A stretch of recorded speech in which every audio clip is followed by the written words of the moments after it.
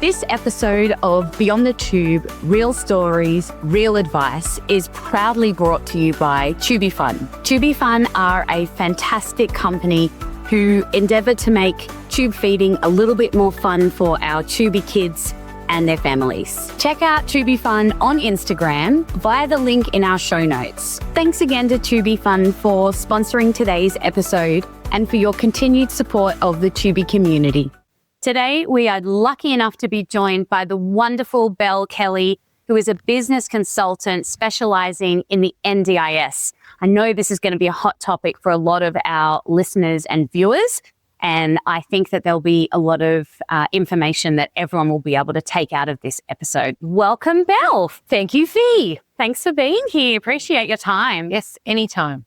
Could you tell us, what is a business consultant who specializes in NDIS? What does that look like? Oh, right. So I'll start from the beginning. So I just celebrated 20 years in the disability sector. Congratulations. Thank you. Love of my life, my longest relationship so far. And I wouldn't say I've seen it all and done it all, but I've certainly tried it out. Yeah. I started as a casual support worker, worked up to head of operations for a Australia-wide company. Mm-hmm. And I got to a point where I decided that I no longer wanted to work with not so great NDIS providers. I didn't want to associate with them and my name and my brand. So I said, you know what? I want to help good providers be better. So I come in. Let's look at your onboarding. Let's look at what you're charging. What can we do to really push your brand out there? Because at the end of the day, good providers, great providers mean great support for our NDIS participants. So that's my main goal. Yes. That's obviously advocation. Yeah. On the side. Fight the good fight. That's what we need. That's we need more people like you doing that. Couldn't agree with you more. What is NDIS? What does that look like? How do people, start with NDIS? How do they connect with NDIS? How do they know if they're able to connect with NDIS? Absolutely. What does that look like? Right. So you tend to find that a lot of people have medical diagnosis and they don't realize that within that medical diagnosis bubble that you might find you need support in whatever capacity. Yep. So whether it be from items or supports or travel or wheelchair, whatever you need. The NDIS is in place to support people with disabilities. Yes. And of course, this goes in a very, very wide range. So you might have children born, birth defects, need support with nursing. Your first stop is always with the GP. Okay. However, saying that though, GPs have not had any training whatsoever on the NDIS. Yeah. So you're walking to a situation going, I need help. I don't know what to do. You go to the GP, hey, I've heard of this NDIS. Is this going to help me? What can I do? And essentially what you need from that GP from day one is a diagnosis. So for instance, if you've got family members, you've got someone you love, you yourself, me, myself, I'm a person with a disability. I'll keep touching this. That's okay. Oh, okay. Touch away. So going to the GP and saying, hey, listen, I need it on a piece of paper, written. This is what I'm dealing with at the moment. Yep. Go on the NDIS website and you can apply on there. So that is the easiest steps to get there. The hardest part is what's going to come next. Yes. Because the first thing they're going to do is contact you and go, okay, well, we can probably get you started. Here's a bit of money on an NDIS plan just to get some more reports and documentation. Okay. And the reason why you need that is to really show what is your diagnosis and how do you need to be supported? Now, saying that, of course, the NDIS or NDIA currently are billions over what they should be spending. Yes. So they're tightening their wallets as we speak. However, that doesn't mean that we should not be advocating for more supports, because if you need the help, that's what the NDIA is for. Yes. So unfortunately, we're at a time now that we actually need to be supporting each other, because there is no easy options. There's no, great, let's call the NDIS and see what we can get, because they're not going to give you that opportunity. Yes. So it is great. If you've got mums around, you've got friends around, let's all start talking. Where can we help each other? There are a lot of advocacy services. However, the funding's not fabulous at the moment, and a lot of advocacy services are helping families, participants in the longer term. So ones that are going they've got a plan and they're like, oh, not really so great. Let's get some more documentation. So you'll do a plan variation or a plan reassessment. Yeah. So a variation may be something very, very small. So for instance, if you need some more consumables, pads, let's go with this one. And you put all the documentation, pop it into the NDIA. God willing, they'll give you what you'll need. Yes. But a plan reassessment is to assess the whole thing. A whole thing. Okay. So, rather than one specific correct item on the plan. That's right. Okay. So they really, it's much easier from a plan variation point of view. They might just read it and go, okay, cool. Well, we only want $1,000 for the nappies for the year. We'll do that. No problem. Whereas a plan reassessment is absolutely looking from top to bottom. And that's what a lot of families have. They'll get their very first plan, which by no means is, well, let's be honest, it is just a starting point. Yes. But that doesn't mean that you just take what you're given, So it is reading and God willing that you push for support coordination. I think that's the most important thing, particularly family members that are supporting children, adults, whoever. Push for that support coordination and tell them that you don't want an LAC connected to them. Okay. Can we unpack that a little? Let's go. Yeah. What does it look like? Why are we steering away from LAC support? Right. So AACs are employed by the NDIA, by the government. Their role is to essentially do support coordination, but on a longer sort of, I suppose, way more participants. Yes. You're going to get the same from an LAC that you would a support coordinator. So an LAC is it is a person. Yes. You connect with them. You're like, hey, look, I've got a plan. I have no idea what this piece of paper means. So they'll give you help and go through things and explain things. They possibly may connect you to what's around. Yes. But it's in no way, shape or form anywhere near what a support coordinator does. Okay. And we find now with things changing with the NDIA, particularly again, when we're looking at funding, they want to push a lot more participants through to an LAC than what they would a support coordinator. Do you need funding for a support coordinator? 1,000,000,000% you do. Okay. Absolutely. Yes. And again, you get that plan from the beginning or even when you're applying. Yes. You're stating facts and you're being honest. You're saying, listen, I'm overwhelmed as a mum. I've got too much on. There's no way I'm going to be able to find providers. And that's a tough one anyway, because it's in your trust in this economy at the moment. Where do I get consumables and who's registered? And there's so much that goes into it. So when you're applying for the NDIS, I would absolutely be saying, listen, I'm an overwhelmed mother. Yeah, because a lot of people are. Families are. Yes. The day-to-day is hard enough. You're already burnt out as it is. Yeah. Yeah. And, to have someone come in and support you and help you and guide you. Yes. Lifts that weight off your shoulder. Yeah. So definitely that's the first thing I would say is that, listen, I need help with coordinating the support. I guess on the back of that, I know for me as a self-managed participant of NDIS, that was initially made unclear to me that I was still eligible for support coordination because I'm self-managed as opposed to plan managed. Yeah. Would you be able to explain what the difference is between self-managed and plan managed and how a support worker can support both? Oh, definitely. So you've got 3 levels when it comes to plan management. So self-management, as you said, you've got the plan, you've got, you're the one handling all the invoices and paying and all that sort of stuff. Yes. Which is wonderful because there are a lot of people that, again, the whole reason of the NDIS was choice and control. Yes. And self-managed really does give that option. It's just unfortunate that a lot of people have taken advantage of self-managed. True. Yes. So the struggle is real with that. However, just because you are self-managed does not mean in any way, shape or form that you can't get support coordination. Yes. There are a hell of a lot of participants out there that have self-managed. They get to choose. Yes. They choose who the provider is, what they're doing. And, at the moment, they do not need to be registered. Yes. That's another big thing coming through the NDIS at the moment. But yes, certainly self-managed, way more choice and control and be able to keep on top of things. Yeah. And then we have got plan managed. Plan managed is something that I utilize with my loved ones, purely because I don't have the time. I definitely need to learn myself how to pull back and be like, right, I'm not the support coordinator. Have a fabulous support coordinator. Let her do her job.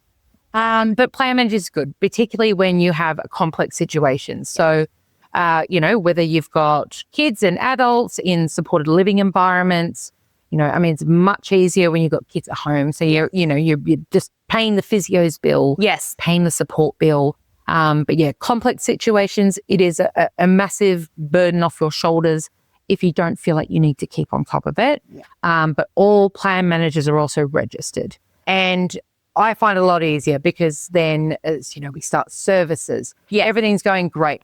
Invoices are going to the plan manager. That's their role. Read it, invoice, sign, boom, paid. Yes. So that's a little weight off your shoulders. However, it is less choice and control. Yeah. But in the sense of you're still, as a participant, family member, whoever, person responsible, you still pick and choose who you work with, the providers, physio, everything. They're just paying the bills. Yeah. Or they ask the questions, which is actually very good. Yes. Because it does happen. There's been many situations, unfortunately. I've had family members being taken advantage of by providers. Even with a plan manager, it's very hard to detect fraudulent activities. So, even though I've got a plan manager, I'm still reading those statements once a month. I'm absolutely keeping on top of it because that won't be happening. That's good. It's good that you identified that because that would also help others that you're helping to identify the same thing. Absolutely. You see that yellow flag? Yeah. Ask the question. Yeah. Ask the question. And then you've got NDIA managed. So NDIA managed means that they pretty much pay all the bills. Okay. They take care of it. You don't have to worry about it. Yeah. There are obviously a little bit more restrictions around. So, they tend to only go with registered providers. And it's in cases where a lot of participants don't have that support system. I see. Yes. Or they've, unfortunately, we've got a lot of people that are coming out of DCJ. It's criminal, majority of the time. It's just easier if they're NDIA. They control it. But it's also around, listen, you can get a plan and you've opted for self-managed, plan managed, or NDIA managed. If you don't like that, you can change that. Yes. Very difficult, though, to go from NDA to something else, to be fair. Yes. However, you're self-managed currently. Yes. Maybe in a couple of months, you might, I just can't do this anymore. Yeah. There are wonderful providers out there. So you go, I'm going to call the NDIS and we can get it changed. You used to be able to call and change it, but you can't now. Yes. But that would be a class as a plan variation. I see. Okay. So you can do this throughout the plan. You don't have to wait till you're having a plan review. Not at all. Okay. Not at all. Which is good. And the systems change too with plan reassessments and whatnot. So look, if you're looking to apply, you've got 21 days at any point where you need a variation or a plan reassessment. Yep. Filling out the paperwork, sending it through, they'll come back at you and going, yeah, cool, we're happy to look into this more, but we need more documentation. Okay. And you go and then there. You provide that. Or if they say no, you're like, unsure of that, then there's a whole another path to go down. Okay. Yeah. Let's talk about advocacy. Yes. What does NDIS advocacy look like? Brilliant. So the NDIA, they do not have advocates. There's government funding for advocacy. Yeah. And there are also some wonderful human beings that will just go out of their way and support it any way they can. There's a lot of lovely lawyers in the field that will do pro bono advocacy. Okay. A lot of family planning lawyers. Yes. Wonderful. Yeah. And then you find that there are some providers that will, again, we cannot be paid to be advocates within the NDIA. Right. NDIS. So there are other options out. However, saying that though, of course, the funding for advocacy is getting lower and lower as we are. And the caseload is getting higher and higher because everybody is coming back and going, well, hang on, this is not enough in my plan. So it can be a long process. And personally, I think it is on purpose. I believe that, people are being rejected at the beginning to then go to internal review. Yes. And again, reject them again. So we end up going to what's called NCAT tribunal. Yes. And when you get to that point, majority of participants and their families and supports they've run out of support coordination funding. Yes. It's gone. Yeah. What are these people meant to do at this point? Yeah. And luckily for me, I've been a part of a lot of this processes with participants, and it's so important to have the same people on. Yes. To see you through and know exactly what they're talking about, what they're doing. And look, there are so many ways you can just Google and you're right, wherever you live. Central Coast Advocacy, boom, you'll get a few come up. Support coordinators, they'll know. Even providers may know. Yes. But unfortunately, LACs will not help you in this sort of a situation and go, oh, yes, of course. There is an advocacy down the road. Yeah. No. Okay. Yeah. Okay. So we really need to be either proactively looking ourselves or talking to the people that we trust around us, like our providers and things like that, if we need advocacy. If you need it, exactly. Yeah. But if you don't know, if you don't ask, you don't know. Yeah. So as you go through this process, it's like, well, hang on, what else do we need? What is going on? What I like to do, again, especially with plan reassessment, it's unbelievably important that everything matches. Yes. So by that saying that, that full capacity is the Hail Mary for NDIS, and having a wonderful full capacity assessment will really, really help. Does every provider complete that? So whatever your OT and your physio and your speech therapist, just the OT. Just the OT. And that's probably the first thing I would ask for. If you're like, okay, cool, I need NDIS funding, you've got your GP. That's probably one of the most important things, because a full capacity assessment will showcase from top to bottom everything about that person and the supports they need. And a lot of the time, again, especially when we're talking about kids, having a full capacity assessment will outline in here that, we think, let's call George. We think George would do well seeing a speech therapist for these many hours. We want to obtain A, B, C, D, E. Then you've got behavior support, psychology, special education. There's so many different things that fall under the allied health.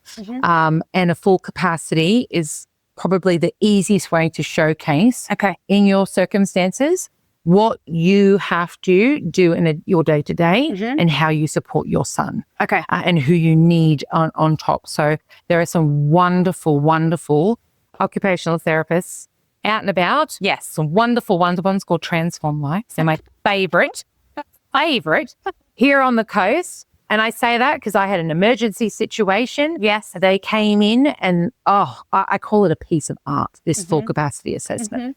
And that's what family need, parents need. This is what we need in writing, what you have to do on a day-to-day basis, and what we need as early intervention to then go back to the NDS and say, well, you know what? This is what we need. Yes. Come back, and unfortunately, a lot of times you get to a planning meeting. Planning meetings are different to what they used to be. Yes. You used to be able to sit down around a table with an NDIS planner and talk openly with the person, the stakeholders. It is absolutely not like that anymore. Unfortunately, in my experience and in my words, I feel as if a planner is there to just read a decision that somebody else has made. Yes. And you need to fight in those planning meetings. Yeah. Because they will say, oh, well, look, we've gone through everything and we think, you don't need support at home with a support worker. And you say, absolutely not. Yes. Absolutely not. Yeah. How am I able to support my person as well as the rest of my family? I'm not sleeping. Yeah. Get in there. You need to start advocating for yourself. Yes. And push back. You tell them no. Yeah. Absolutely. Now, granted, I'm not saying you're going to get what you want. Yeah. But it's a stepping stone. We've seen this many, many times in planning meetings. They'll say, oh, we don't really feel you need support coordination. There's an LAC. And you say, absolutely not. I need someone who's going to support me because I'm in crisis. Yeah. I can't take anymore. I'm overwhelmed. If you want to put me in a hospital, I'm halfway there. Yeah. So you need to help me. Yeah. So it's incredible that they'll go, oh, yeah, look, we'll only do 30 hours of support coordination. That's the maximum. Then you explain your situation a bit more, and then all of a sudden that maximum's gone from 3,000 to 5,000. And you sit back and you go, right, okay, let's go the game. Okay, this is how you want to play it. So, again, if it's in those early days, it's so important to get more funding capacity building. Okay. So capacity building. Yeah. is around the OTs, the speechies, the special education, physios, all these wonderful humans Yes. that are going to support this participant. Yes. I much prefer not using the word participant because we are all human beings. Yes. This is true. But for this, I will mention participant because This is the language they choose to use at the moment. one struggle at a time. That's right. One struggle. So yes, getting as much funding as possible. Yeah. So that way that, let's say, God willing, you get some money to have an OT come in, do a full capacity assessment. They will then recommend in that report. Yes. And go, we think participant would benefit from da-da-da. But it's also the perfect opportunity to make sure that your NDIS goals match what's going through your full capacity. Okay. So for instance, with that, let's say that you have a son that requires, that's suffering with isolation. Okay. All right. It's really hard for them to communicate, get in with kids and play games. And they need more support. So in that full capacity assessment, we want a goal that says we want George to be able to be going out and learning new skills. Yeah. Talking, walking. We want to develop his social skills with others. So that may mean, after school programs that are dedicated to people living with disabilities. There could possibly be respite is so incredibly important. My Lordy. And that gives that person, that participant, an opportunity to be learning more while they're away at respite. Yes. His mums and dad a lovely break. Yeah. So it's respite for everyone. So that's something that's really, really important, is defining what your goals are. Yes. And making sure that they're matching that full capacity, because that's what the NDIS want. Yes. They want to know that if they're investing, which is exactly what the NDIS is for, investing this money into you and your family and getting as much support as possible. So in the long term, they won't need as much support. Yes. So that was the whole reason for the NDIS. Yeah. And in some cases it works. Yeah. But we also know that there is no cure for autism. Yes. There is no cure for cerebral palsy. Yeah. So that doesn't about actually fit everyone. kids are tube fed for life. Exactly. Or for very, very extended periods of time. Yes, definitely. There is a lot of support that's needed Oh, long term. long term. Yes, and you can do early intervention. However, some people, we just need to live with it. We need to move with it for the rest of our life. But if there's ways in which, you might have children with peg beads and whatnot, any way to assist them now, look, even just with confidence. Yeah. That's a big thing. It's, I'm loving seeing these wonderful parents that will go out and have their little tattoos put on. Yeah. Of the children. Seen those. Oh, I So love beautiful. that. And talking about making it normalizing. I mean, Yeah. I do not use the word normal in this sector. Normalizing and talking about it. Yeah. And then, Ezra could be going to a, little check out my peg. And he does. See? But that is a wonderful part. And how did he get there? Did he see a speech therapist to help with his wording? Yeah. Did he, start working with support workers that are really, really making a positive impact in him, and, his family being able to have a bit of respite. Yeah. So you're not feeling under stress and burdened. Yeah. And that's making him a happier child. Yeah. So there is so much that can be done. Even we're not writing everyone off saying, oh, we get a disability for life. No, it's not the case. There is so much more we can do now.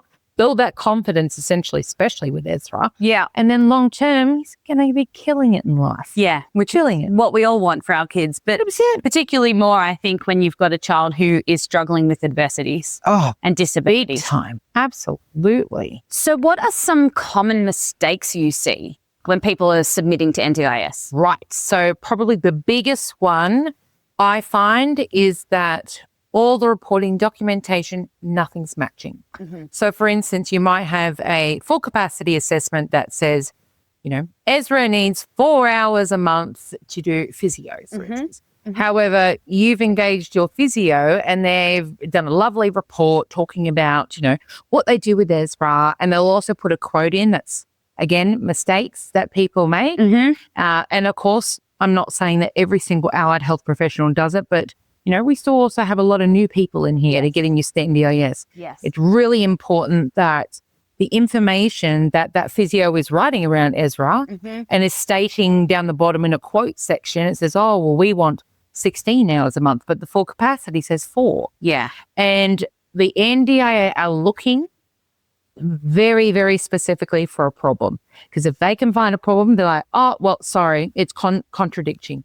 So boom, you're out of the race. Yeah. So it's really, really good option when you have a support coordinator that you've pushed for. Yes. Is that it's actually their role to lead this sort of process. And that, okay, great. Well, we've got full capacity. We need report from A, B, C, D, E. And then when that report comes back in, obviously as a parent, you're on top of everything. You're communicating. And you might get a report and go, well, I have absolutely no idea what this means. It's all the allied health professional wording. Have a stakeholder meeting. Okay. Get everyone together, every single one of them, because what you want is to make sure that everyone's on the same page and that all your documentation reports are all matching and contributing together. Occupational therapy, it's not their role, essentially, to sit there and go, oh, well, I think you need 12 hours of behaviour support. They won't give you that sort of an information. But let's say you get a planning and you very much as a family need positive behaviour support practitioner help with your son, with your loved one. And I suppose what you can do in that sort of a situation when you don't have the funding to speak to the practitioner specifically is to say to your OT, listen, we are struggling when it comes to behaviours and we would love to look and see if we can get some more funding.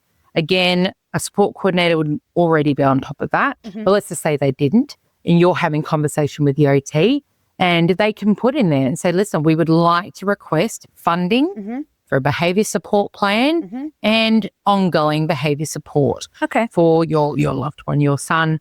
And also there are quite, especially behaviour support right now, there's restrictions, which is great in the sense that, they can't charge $1 billion for, behaviour support plan, which is incredibly important. Behaviour support is something that's very, very, very common in our sector because, mental health, medical, disability.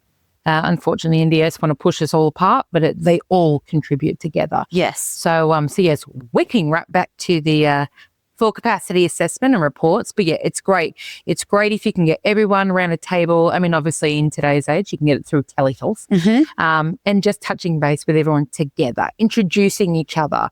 I certainly did that when you bring on a new support coordinator. It's like, right, here is such and such as, behaviour support person, and make sure we're all working together to get those goals and to get that funding. Could you talk a little bit about what advocacy in action looks like? Absolutely. Good example, I suppose at the moment. So I've got 2 participants on very 2 ends of the spectrum. There is a wonderful young child that had a planning meeting the other day. Mum was online. And luckily for them, they had an advocate representing and supporting them through that process. Had they not, would have been a completely different scenario, unfortunately. So we're getting to the planning meeting and mum is pushing for behaviour support that they don't have, which is absolutely needed in this case. And of course, the planner sits down with them online and goes through the 3 sections. So you've got core, capital, and you've got capacity building. So when we hit capacity building, which was the first one, the planner turned around and said, oh, yes, well, we can give you 18,000. And of course, we're then saying, well, what does that mean? Because a lot of the time now with NDIS plans, you go, well, physio has 3,000, OT has blah, blah, blah. And luckily for this family, they said, oh, well, it's flexible. We'll see if that's actually the case when we get the plan. But they did say it was flexible. And again, we came back and said 18,000 is not enough. We need more. And this is why we need more. Then all of a sudden they were like, oh, okay, well, yes, all right. Well, maximum we can give is 21,000. So we're like, all right, great. We'll take that for now. No problem. And then it came to, for instance, core. Core was the shocking one. So this participant requires a hefty amount of continence aids. So whether that be nappies, it can be sensitive body wash in some cases. Requested, and they turn around and said, oh, look, we can't do that. Why? Ask the question, why? Now, for them, they turn around and said, well, look, We don't have any documentation on it, and we also don't have any quoting. Very hard to fight that one because you really do need to have, a continence nurse come in, do a full report and go, yep, cool. Because again, at the very end, we'll have the quotation. And so, lovely words the NDIA like to use now is what's known as reasonable and necessary. Yes. That's another good fighty one. So when you go in with a continence assessment and, you need 10 because, your little one's walking around all day and likes to whip it off in the middle of a shopping centre.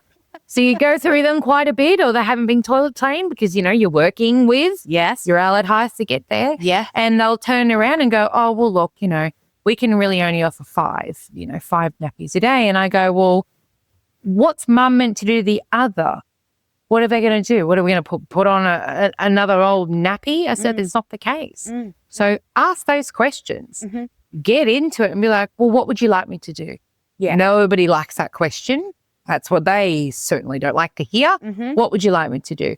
So that's a consumable. So for instance, for them, nothing really in consumables. But again, we sat back and went, all right, well, we got a lot of funding for capacity building. So we're going to get a continence nurse.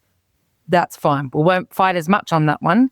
But the biggest fight one was around supports in home. Okay. So I find that, again, my opinion, a lot of parents that have children under 18, the NDIS don't want to give them any funding for in-home supports because they think, oh, well, mum and dad's at home, they can do it. They can do everything. Well, no, they can't do everything. Fortunately, with this economy, mum and dad need to work a lot. And you know what? They don't have capacity to not be working. And you know what? Look, we've got kids that are on one end of the spectrum are, self-sufficient and totally fine, but you've got a lot of complex situations and, medical needs. And how can you attend to your son for half an hour trying to get him sorted in the morning when you've got 3 others you need to get ready? Yeah. And unfortunately, we said this a lot, that when families have range of children, it's not usually just one. Yes. They may have 2 or 3. How on earth are parents meant to support? And I remember this is what the NDIS is for. Yes. To support. Yes. So in this circumstances, they turn around and say, oh, well, no, we don't have any documentation to, support. And I give it to this mum. So she sat there and go, well, what on earth am I meant to do? In the morning, in the afternoon? Again, this mum has got another child with a disability, not even to mention the other 2. So this is 4. Mum's on her own. She is struggling big time, mentally, physically. She's got her own. It's just unbelievable. And, the planner was just like, oh, look, sorry, no, we didn't take no for an answer. Well, absolutely not. So, so mum advocated for herself, which was wonderful. She was there going, again, asking that planner, what am I meant to do? What am I going to do? So look, did we get a lot of funding out of it? No, but we got something. And that's the start, and it's unfortunate, but you know what?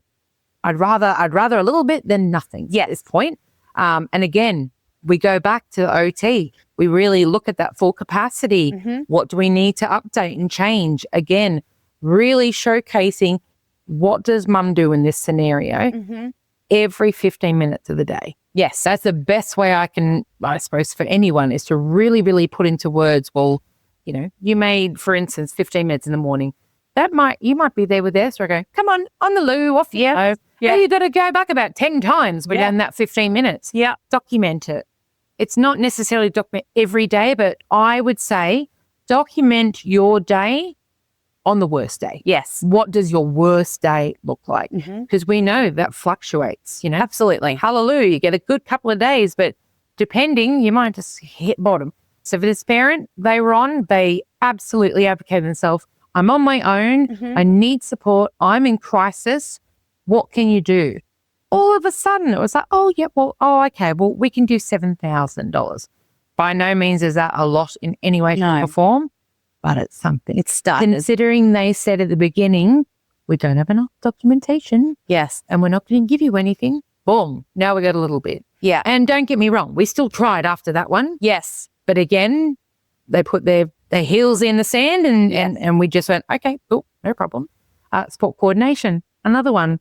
They said, oh, okay, look, they think, oh, $1,800 is a lot. I'm like, Well, it's not, because that's only 18 hours. Yes. Break that through an entire 12 months. Yes. What does that work out to be? It's nothing. Yes. And then again, you're looking at a participant with complex medical needs, disability needs, and 18 hours may necessarily be a plan reassessment. So me as a support coordinator, I could be supporting you and getting everything ready, making those phone calls and, planning these stakeholder things. That sucks up so much money. Yeah. Again, it's wonderful because it takes the stress off you, but then you're sitting back going, oh my God, I've only got, $300 left, which is only 3 hours for level 2 support coordination. So again, mum in this phone conversation said 18 hours is not enough. Yes. We managed to get 30 hours. Is it enough? No. Is it something? Yes. So fight them.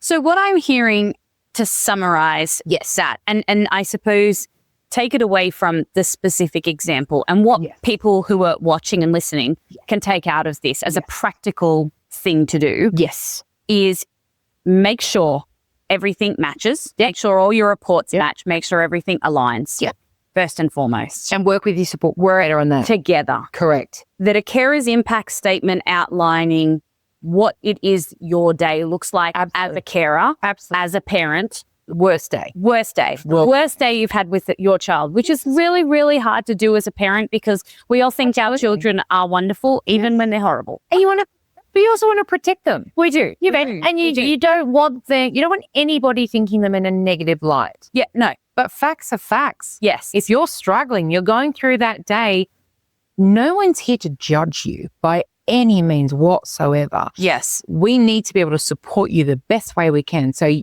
show your worst day. Yes. Yeah. And that's obviously going to give you the best chance at being able to get your maximum amount of funding, God willing, hopefully first up. Yes. So that you don't have to take these steps. Correct. So you don't have to go and advocate. Correct. Okay. So we're going to make sure everything aligns. Our meetings are happening. Our support coordinator is doing the coordination of all of the documents and speaking with all of the allied professionals and keeping everybody connected, because our LAC won't do it. Let me tell you, no, they're not going to do it. So we're going to disconnect from an LAC if we're currently connected. We're going to use the support coordinator because we're going to get a better quality of care through our NDIS plan. We're going to write our own carers impact statement highlighting our person's worst day. Absolutely. The other thing I want to touch on, because I really think it's a big point for our Tubi community, is around consumables. Oh, yeah. There's a big push around consumables to be moved off the NDIS. Absolutely. I've had in-depth conversations with our dietitian about this, particularly around specialized formulas, tubes, and nursing support coming in. Or nursing supply, like medical supply, because they're now saying it's medical. It's not disability, even when it can be demonstrated by an OT that it is linked back to a disability and it is connected. Obviously, also for early intervention under 7 years old, they don't need to have a diagnosis because we're still trying to find a diagnosis. Ezra is in this category. He has no diagnosis. Yes. We have been fighting and having surgeries for 3.5 years. Yeah. So we have no diagnosis. No. So getting a plan for him, it was critical that we had all of our ducks in a row, all of these documents, everything lined up to get us the best chance of getting a robust plan, 100%. which thankfully we do have now. Yeah. But it was a lot of pushing and time from myself and our support coordinator. Yeah. So I can definitely advocate for that personally. Yeah. But I do think that a consumables report from somebody who knows how to write a consumables report and give you everything that you need on that list, and having the parent or the carer review that list to ensure that actually we're asking for enough. Because people seem to think, I'll just ask for a bit and then I'll make up the shortfall. No. Can we talk about consumables? Oh, yes, please. Oh, yeah, no, look, you're absolutely right. That is something that the NDIS is absolutely pushing back on. They're going, oh, well, no, you don't need that because that's a medical thing, not a disability. And I'm like, whoa, hold the phone. Yes, I may have a peg feed. However, if I didn't have a peg feed and I wouldn't need any assistance by nursing, by support formulas, all the above.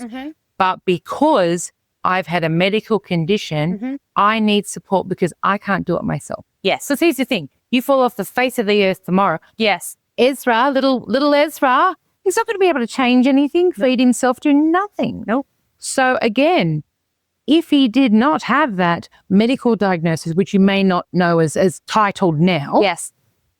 he still requires it because he requires the support. Yeah. And that's what we have to do is we've got to push that diagnosis, medical diagnosis, then comes back to a disability. Yeah. So for instance, good example, I have restless leg syndrome. And with restless leg syndrome, it is a medical condition. I have my good days and my bad days. So my good days, I can walk around the house, no problem, don't need my walking stick. However, some days I absolutely do. And for me, it's around explaining that to the NDIS and saying, well, look, yes, I have a medical diagnosis, but at times leaves me disabled or leaves me needing support. So consumables, perfect subject that if you can link it and you push it, 1 billion%. I don't understand how they could possibly turn around and go, oh, well, look, we can't get you the specialized formula that's needed for a PEG. I'd be like, well, hang on. If he didn't have the diagnosis, he wouldn't have the disability, which requires the support, which requires the PEG and the formula. Yeah. It's all connected. It's all connected. Yeah. And I would love to say to a planner in that meeting, okay, so if you're not going to give me funding for the formula, how would you like to feed my child? Ask them that bloody question. Yeah. Because what would it, and again, a lot of these planners, they don't have a lot of control. Yes. Yeah, these decisions are made in the background. They've all got their limits that we all don't know about. Yeah. So they're really just coming in and delivering and telling you what they're doing. Yes. So no, you argue it. Yeah. Absolutely. So with consumables, it depends on the allied health professional to who can do what. Okay. So for instance, on an OT, full capacity assessment, you would have all the correlated items and consumables on that page. Where else, from all the other allied health professionals, so you'd have let's for instance say a continence nurse. So you would need fleet enemas. Yes. You may need tubings. You'll need da-da-da-da-da. All these sort of things that a nurse would do would be in their report with the quoting underneath. So the quote would have the supports you may need for the nurse to come 2 days a week into your home to do whatever they need to do to support. So they will have that. They will have their kilometres in there as well. Yes. They will then have the items that is required for this participant. Yeah. So then, okay, right. So that means that the nurse has got her report. Then you might have the dietitian, for instance. Yeah. Right? Yeah. Dietitian, they will have their report. Yes. And then at the bottom, they will have the quote. So let's say you might need specific spoons. You may need specific formula, whatever is needed. I suppose that may come under speech therapy as well. However, everybody has their place. Yes. They do their report, their quoting. So that way, when it comes to the full capacity assessment, the OT can go, great, look at all these reports. Yeah. Everything says exactly what we need. Yeah. They collate that information to put on the full capacity. Don't get me wrong. When we're sending this off to the NDIS, we're still sending all of the documents. Yeah, not just the full capacity report. No, definitely not. Everything goes. Everything goes because then you're giving them everything. That how can they possibly turn around and go, oh, well, I didn't get this much. Well, I sent it. Yeah, it's here. That's what I said. Yeah, yes. That's what I said. And it paints a picture for someone who has never met you in their life. They don't know who this child is or who this person is. Nope. And they need to be seen to understand what is going on. 100%. So the more information that you've got to provide, correct, the stronger your case is, 100%. The better the picture becomes, the more likely you are to get the funding or closer to the funding that you need. And then hopefully the advocacy isn't required. 100%. Okay. 100%. And again, particularly if you have a participant, a loved one, whoever that has complex, it is, for me, I think it's vital to find a support coordinator with lots and lots of experience. Of course. In no way, shape or form am I saying brand new support coordinators don't do a good job, but they do. They do a fabulous job. Yes. Support coordinator, in my eyes, is the hardest role in our sector. Yes. I couldn't imagine juggling 40 to 60 families all at once, everyone needing you and the funding reducing. say a little prayer for them.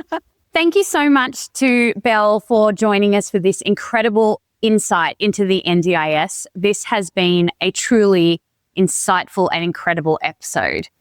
I would, however, implore you to join us for the next episode where we invite Belle back again to dive deep into the tube feeding community and how the NDIS can specifically support our community and ensure that our tubie kids have the funding they need to support their medical and disability needs. Until then, stay safe. We'll see you on the next one. A big thank you once again to Tubie Fun for their sponsorship of today's episode. Please head over to their Instagram page and check out their wonderful products. Alternatively, you can jump onto their website. Their link is in our show notes. Without the sponsorship of companies like Tubie Fun, this podcast isn't possible. So thank you again, Tubie Fun.